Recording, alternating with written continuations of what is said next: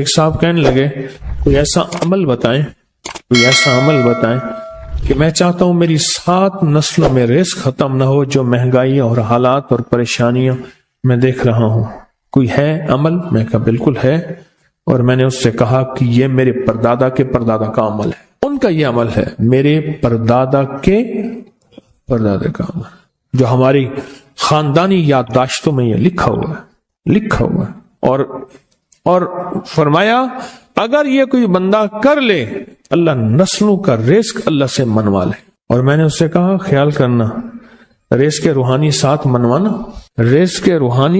منوانا، ورنہ دولت مال چیزیں مل جائے گی، جس کے بارے میں کہا جاتا ہے کہ بعض بندے ایسے ہوتے ہیں اللہ پاک ان سے لقمے نہیں چھینتا، سجدے چھین لیتا ہے، اللہ ان سے لقمے نہیں چھینتا۔ کیوں؟ رزق جسمانی دوسرے لفظوں میں مل رہا ہے، اور رزق روحانی اللہ چھین لیتا ہے۔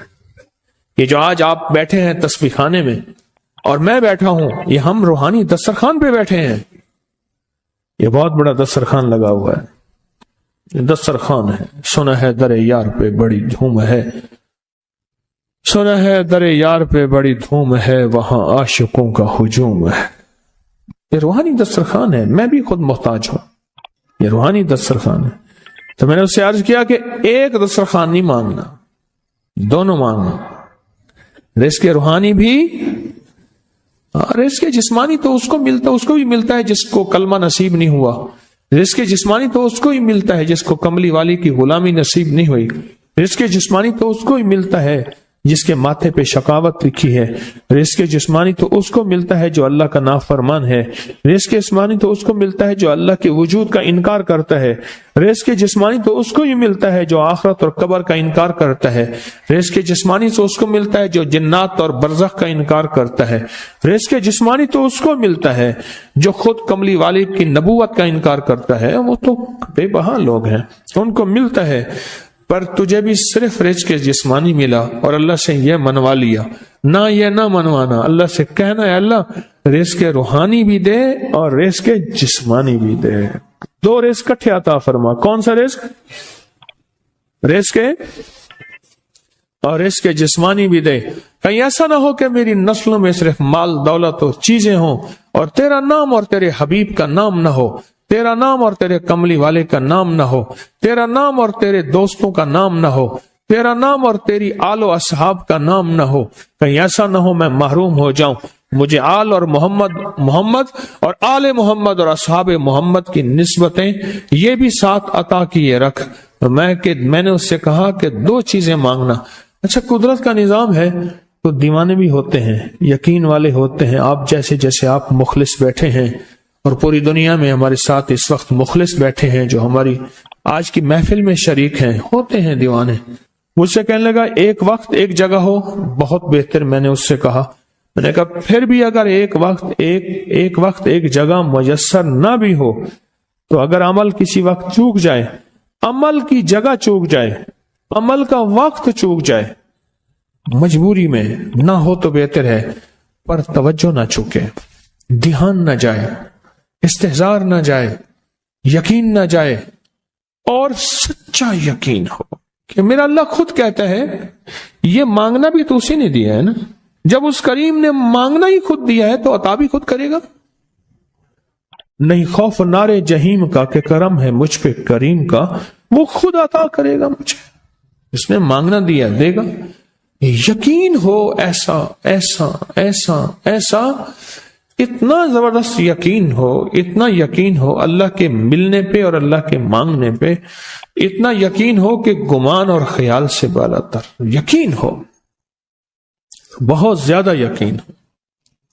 یاد رکھیے گا میری بات، میری طرف دیکھتے رہیں، یاد رکھیے گا جس کو ملا ہے یقین کی طاقت میں ملا ہے، اور جس سے چھنا ہے بے یقینی نے اس سے سب کچھ چھین لیا، بے یقینی نے اس سے سب کچھ چھین لیا۔ جس کو ملا ہے یقین کی طاقت سے ملا ہے، یقین ہو کہ میں کر رہا ہوں اور اللہ مجھے دے دے گا۔ کہا کہ کیسا یقین ہو؟ کہا جیسے بکری کے تھن دودھ سے بھرے ہوئے اور میں کہوں کہ میرے ہاتھ سے دباؤں گا اور دودھ نکلے گا، اس سے زیادہ یقین۔ اور کہا کس سے زیادہ یقین؟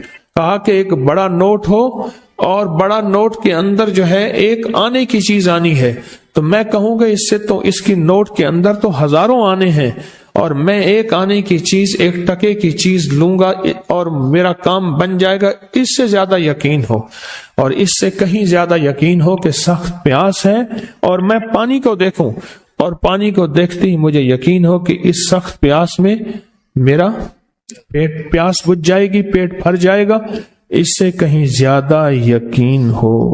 میں پھر بھی یقین کو نہیں سمجھا سکا، علم بھی محدود ہے، الفاظ بھی میرے پاس محدود ہیں، اس سے کہیں زیادہ یقین ہو، اس سے کہیں زیادہ یقین ہو، اور بہت زیادہ یقین ہو۔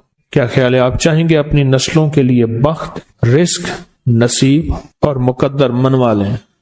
میں نے کہا روزانہ 40 منٹ بیٹھ، 40 منٹ صبح دوپہر شام، جو تیری تنہائی کا وقت ہو، کہ یا اللہ دنیا میں ایسی جگہ کوئی کہیں ہوتی، اکیلے بیٹھے رہتے یاد تیری دل نشیں ہوتی، اکیلے بیٹھے رہتے یاد تیری دل نشیں ہوتی، اور بس صرف ایک بار سورۃ فاتحہ پڑھ، اور اس کے بعد ایاک نعبد و ایاک نستعین کو دوہرا۔ تو میں نے اس سے عرض کیا کہ بس اس کو وجدان سے پڑھو، ایسے پڑھ کے رونگٹے کھڑے ہو جائیں، آنسو بہنے لگ جائیں، دل کے اندر کا درد اور دل کا اندر کا غم اور اللہ کے سامنے حاضری، استحضار، اور یہ کیفیتیں تیری ہوں کہ بس اس کے علاوہ کوئی مجھے یاد نہ رہے۔ اس درد سے پڑھو صرف 40 منٹ۔ 40 کی عدد کے ساتھ کائنات کے رازوں کا بڑا تعلق ہے۔ 40 کا جو عدد ہوتا ہے، بس 40 کے عدد کے ساتھ پڑھ، اور بہت توجہ سے پڑھ، اور بہت دھیان سے پڑھ، بہت توجہ سے روز پڑھ۔ مجھ سے کہنے لگا کتنے دن پڑھوں؟ تو میں نے اس سے کہا مجھ سے یہ دن نہ پوچھ، تیرا دل خود بولے گا کہ فیصلے ہو گئے ہیں، بس ختم، دل خود بولے گا۔ یہ بتائیں کہ پیٹ بھرتے ہوئے کوئی گھنٹی بجتی ہے، یہ دل خود بولتا ہے کہ پیٹ بھر گیا؟ پیاس میں بھی کوئی کہتا تو نہیں ہے کہ آپ کی پیاس بجھ گئی ہے، وہ دل خود بولتا ہے کہ بس اب پانی کی ضرورت نہیں ہے۔ نیند سے دل بھر جائے تو بس دل کے بس اب سو لیا، وہ اٹھیں۔ اسی طرح دل خود بولے، دل خود بولے، کیا بولے؟ دل خود بولے، اور دل اندر بولے، دل اندر بولے کہ اللہ پاک جل شانہ نے نسلوں کے لیے رزق کی عزت، دولت، برکت کے فیصلے کر دی، بس دل بولے۔